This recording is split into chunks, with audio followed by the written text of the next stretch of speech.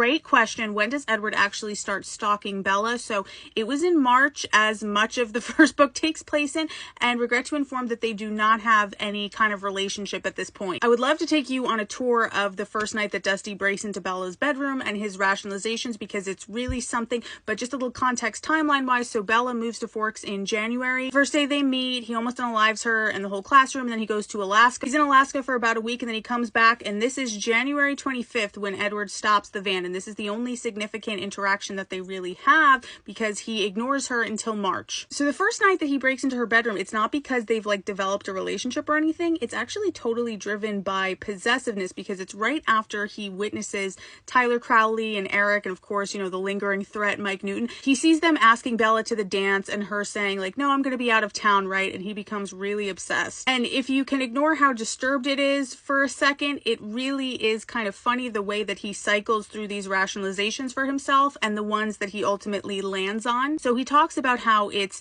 protection, right? Because anything could happen, like a meteor might hit her house, there might be poisonous spiders, etc. So he takes it upon himself to break into her bedroom, because if it was really about protecting her, of course he couldn't just, you know, keep a safe distance from her house, even though he can hear and see everything like miles away. And he's like, oh, I hate myself, I'm disgusting, I'm a voyeur, I'm a monster, which is kind of the thing about Edward. And I don't really get why self-loathing is like an attractive quality to some people. It's like this idea that because Edward acknowledges, oh, I'm evil, I'm a monster, it like makes what he does better. I would argue that it actually makes it worse. It's like he spends this whole novel talking about how he's Hades dooming Persephone and then proceeds to do it anyway. He's also hilariously unself-aware in other ways, but first. So then after he gets bored of that line of thought, he's like, yeah, this guise of protection isn't really that great, is it? But what do human rules mean to me anyway? And he talks about how his family uses illegal documents to live. They forge documents, cheat the stock market, and unalive people. So why should he feel guilty about simply breaking into a teenager's room and stalking her? And then the rationalization that he actually lands on is that he's doing this to get used to her scent. He's breathing her scent in because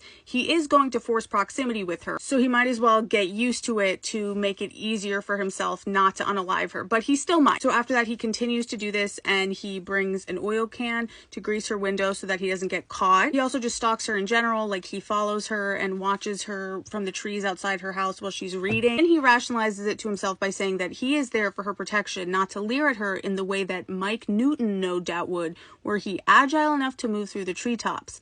I would not treat her so crassly. So the thing is, Mike Newton would never be there because he is at home doing algebra homework and talking to Jessica Stanley on AIM, because he is a regular basic teenage boy wearing Axe body spray, not a 100-year-old voyeuristic maniac like